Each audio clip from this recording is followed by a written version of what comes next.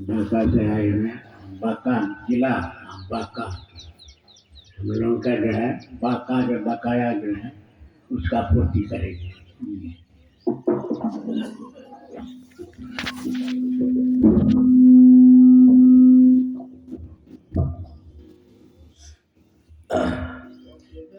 बोलिए प्रेम से श्री सद्गुरु महाराज की, श्री सद्गुरु महाराज की, श्री सद्गुरु महाराज की। बंदो गुरुपद कंज कृपा सिंधु रूप महामूत्रं कुंज जासु वचन विकर निकर। अव्यक्त रूप में सर्वत्र विराजमान पूज्यपाद संत सद्गुरु महर्षि मही प्रभा जी महाराज के व्यापार पद्मों में कोटि से नमन। व्यक्त रूप में मंचस्थ पूज्यपाद महर्षि गुरुशरण प्रभा जी महाराज के व्यापार पद्मों में कोटि से नमन। मंचस्थ पूज्यपाद गुरुप्रसाद बाबा के उभय पाद पद्मों में कोटि से नमन। मंचस्थ महात्मा गण को मेरा प्रणाम। आदरणीय सत्संग प्रेमी महानुभावों, माता तथा भक्तिमती बंधुओं, अभी बाबा के मुखारविंद से हम लोग सत्संग योग चारों भाग से थोड़ा थोड़ा पाठ सुन रहे थे और मेरे मन में जो भी पाठ हुआ है उसका एक सार संक्षेप बना है और हम कोशिश करेंगे कि वह कम समय में आपके बीच में थोड़ा सा रखें। कहा गया कि मोक्षहीन योगहीन ज्ञान मोक्ष पर भला कैसे हो सकता है। पूरी धरती पर ज्ञानार्जन ज्ञान की उपासना करोड़ों लोग करते हैं, परंतु उस ज्ञान में योग का योग नहीं है। योग करके ज्ञान नहीं करते। पूरे संसारियों का ज्ञान योगोत्पन्न ज्ञान नहीं है, योग से उत्पन्न ज्ञान नहीं है। और मोक्ष के संदर्भ में ज्ञान का योग से उत्पन्न होना अनिवार्य है। तो जो योग के विरोधी हैं, हम देखें पाश्चात्य देश में चर्च में कुछ चर्च तो योग करते हैं और कुछ चर्च योग नहीं करते, वह केवल बाइबल का कुछ प्रेयर कर देते थे। जैसे हम एक जगह है, नॉर्वे देश है, वहाँ पर एक धार्मिक संस्था चलती है, the way back to Eden नाम है उसका। उसमें एक महिला महात्मा है, बहुत अच्छा बाइबल की व्याख्या करती है और खूब ध्यान पर बैठती है, वो हमें अच्छा लगा। एक वाशिंगटन डीसी में है, वो लोग कहते हैं कि नहीं ध्यान उनका कोई जरूरत नहीं है, सरमन पूजा पढ़ दिए बाइबल पढ़ दिए हो गया। लेकिन हमारा धर्म क्या कहता है कि योगहीन ज्ञान मोक्षप्रद नहीं हो सकता। हमको अगर ज्ञान प्राप्त करना है, किताबों से ज्ञान, इधर उधर से ज्ञान, टीवियों से ज्ञान होता है, मोबाइल से भी ज्ञान होता है, आजकल सब किताब मोबाइल में आ गया है। यह योगोत्पन्न ज्ञान नहीं। योग से उत्पन्न ज्ञान करने के लिए आपको योग करना पड़ेगा, किसी संत सद्गुरु से दीक्षा लेकर। अपने मन जो योग करता है उसको योगी नहीं माना जाएगा, क्योंकि अंदर में उसको रास्ता बताएगा कि कौन। उसके बाद कहा उसी तरह ज्ञान रहित योग मोक्ष कार्य में समर्थ नहीं है। आप योग कर लिए परंतु आपको ज्ञान नहीं। ऐसा होता है क्या? कोई भी जो अच्छा योगी होता है, योग करता है, उसको ज्ञान नहीं होता है? अगर योग करके किसी को ज्ञान होता ही नहीं है तब योगी को तो महामूर्ख माना जाएगा। लेकिन कोई ऐसा योगी आप देखे हैं बाबे संसार का ज्ञान का उपासना नहीं करते, योग से उत्पन्न इनका ज्ञान है। इनका जो ज्ञान है इसमें सब MA PhD सब इन्हीं के गुण के नीचे सब समाहित हो जाते हैं। क्यों? ये योगोत्पन्न ज्ञान है। योग परमात्मा से मिलने की विधा है। मिलकर जो कुछ कहेगा चाहे मिलने के रास्ते में चलकर आगे आगे जो कुछ कहेगा और जो बाहरी किताबों से कुछ कहेगा, दोनों में अंतर होगा। इसलिए मुमुक्षु को ज्ञान की उपासना करनी चाहिए। ज्ञान से तात्पर्य हुआ जैसे सत्संग का श्रवण है, सदग्रंथ का अध्ययन है, ये सब ज्ञान है।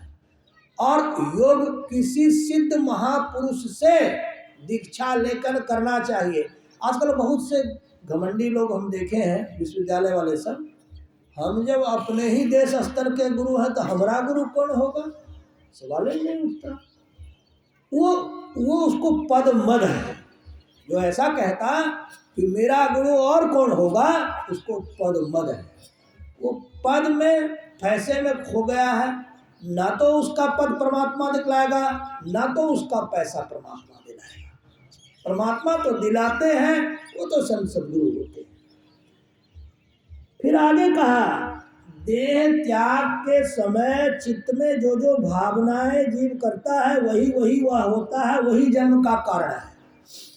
आप जब शरीर छोड़ेंगे, शरीर छोड़ करके परमात्मा के पास जाएंगे ना, परमात्मा के पास सभी जाएंगे कि नहीं जाएंगे? जाएंगे ना, सबका शरीर छूटेगा ना।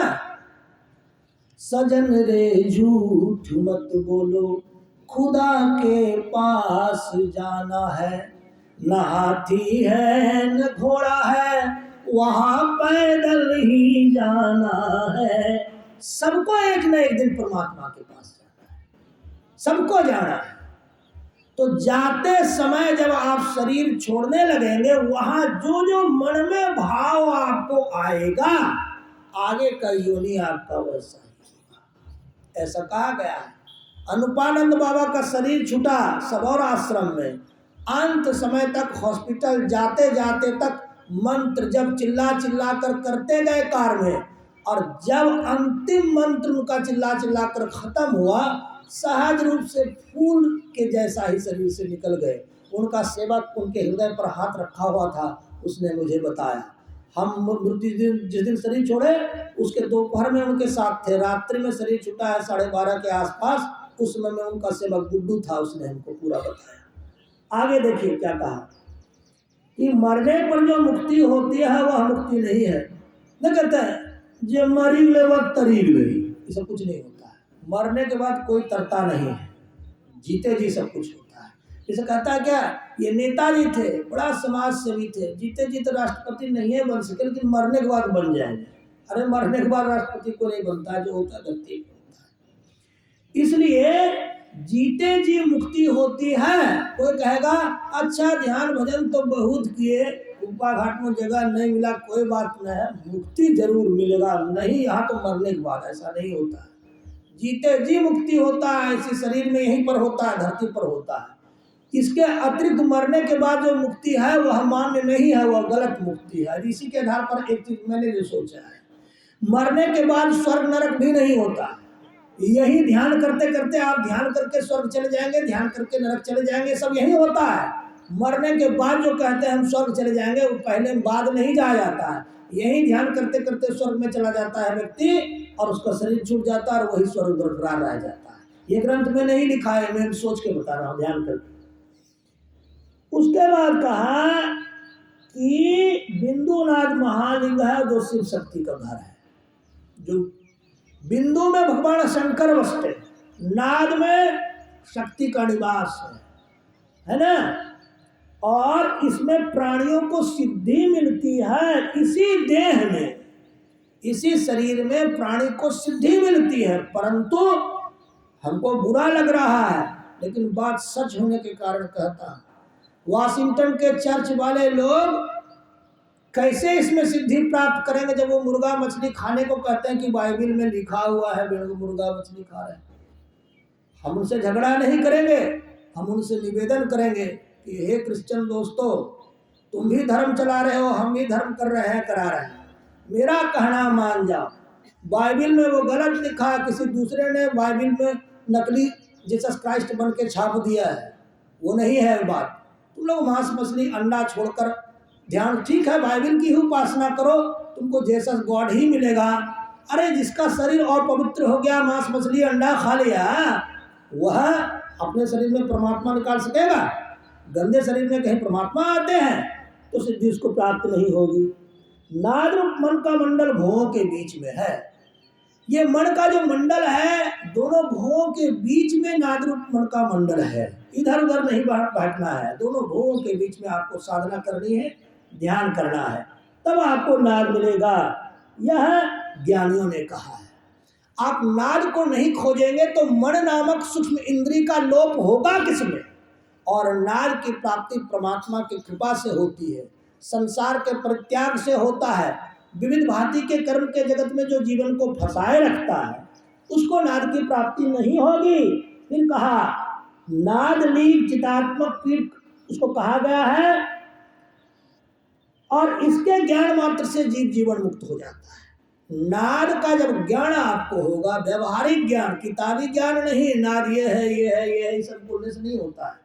नाद का जब आप श्रवण करेंगे तब आपको जीवन मुक्ति होगी, इसके पहले जीवन मुक्ति का कोई आधार नहीं है।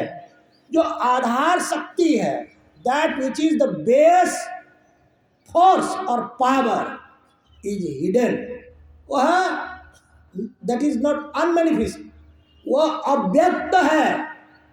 आधार शक्ति जिस पर जगत जीव आधारित है, यह संसार किस पर आधारित है, यह जीव किस पर आधारित है, जिस पर आधारित है वह अव्यक्त है। और अव्यक्त है, उस अव्यक्त को कैसे आप खोजिएगा, कहाँ है? अव्यक्त मतलब क्या? हम हैं कहीं आए नहीं। इसका मतलब अव्यक्त होने का मतलब ये नहीं होता है कि हम कहीं हैं नहीं, हम हैं। There is an existence, being and beingness of mind, हमारा अस्तित्व है, but you all of you can not perceive, look and look me. हम हैं परंतु मुझे आप देख नहीं सकते। नहीं देख सकते इसका मतलब ये नहीं है कि हम हैं, हम हैं, केवल परसीवेबल नहीं है, देखने लायक नहीं है। अव्यक्त शक्ति को कहाँ आप खोजेंगे? उसके लिए कहा कि उससे वह विश्व बढ़ता है, वह सूक्ष्म आभा वाली बिंदु नाद रूप पीठ चौकी रूप में विद्यमान है। बिंदु नाद रूप में, बिंदु रूप में वह बिंदु रूप पीठ में, बिंदु जहां है वही अव्यक्त का वासा है, और जैसे बिंदु में आप प्रवेश करेंगे उस व्यक्त को आप प्रकट कर देंगे। वही सबका आधार है। वह जो अव्यक्त है वही जगताधार है, सर्वाधार है, सब जीवों का आधार है, संपूर्ण संसार का आधार है। वह बिंदु रूप में है। उस अव्यक्त को आपको वहां खोजना पड़ेगा। फिर कहा बिंदु पीठ का भेदन करने से नाद लिंग उपस्थित होगा। जब आप बिंदु का भेदन कर देंगे तो आपको नाद लिंग, नाद की प्राप्ति होगी। नाद ही परमात्मा से आपको मिलाएगा। बिंदु तो दशम द्वार से आपको पार करा देगा। फिर आगे बाबा ने पाठ किया, तो पाठ तो बहुत लंबा हुआ है, बहुत गुरुजनों को बोलना है।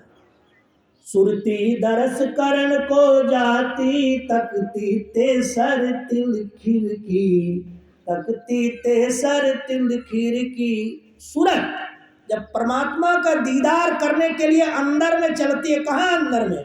दोनों नैनाकाश के अंदर में जब चलती है तो तीसरी तिल पर जो खिड़की है उसको ताकती है। ज्योति बिंदु ध्रुवतार इंदु लखी, लाल भानु झलकी। वहाँ ज्योतिर्मय बिंदु का दर्शन करती है सुरती। बाबत विविध विधि अनहद 5 मंडलों की, और वहीं पर 5 मंडलों के विभिन्न प्रकार के शब्द बजते रहते हैं। कल मेरा भी भजन चल रहा था, रंगारंग, बड़ा मजा आ रहा होगा। वह नकली भजन था, वो संसारी भजन था, नासबान भजन था। मैं उस विद्या को त्याग क्यों दिया? वह गलत भजन है, वो संसार का भजन है। आपको लगता है सुख हो रहा है, आप असली सुख में नहीं थे। अंदर का भजन नाम भजन होता है, उसमें 5 मंडलों के शब्द आते हैं। उस शब्द का आप जब श्रवण करेंगे तो वह अंतिम सुख है, अंतिम भजन है। संत मते का सार भेद यह बात कहूं उसकी, यही 5 मंडलों से जो 5 प्रकार के नौबतें बजती है, यही सार भक्ति है। अहो भक्त सार भगति करू हो, असार भगति करी संसार भ्रमत रही, भक्ति श्रम निष्फल हो, सार भक्ति कीजिए, बिंदु की उपासना कीजिए, नाद का श्रवण कीजिए। समझा मैं ही लखा नमूना, बाबा की बहुत प्रिय पंक्ति है ये। बाबा बार बार हर प्रवचन में लगभग कहते हैं, समझा मैं ही लखा नमूना, बात है सतहित की। मैं ही बाबा ने इसको समझ लिया कि बिंदु और नाद जग का सार है और यही सबके हित की बात है। उस बिंदु को प्राप्त कीजिए, उस नाद का श्रवण कीजिए। बोलने में बहुत हो जाएगा और बाबा छूट जाएंगे तब। बोलिए प्रेम से श्री सद्गुरु महाराज की। जोर से आवाज नहीं हुआ। श्री सद्गुरु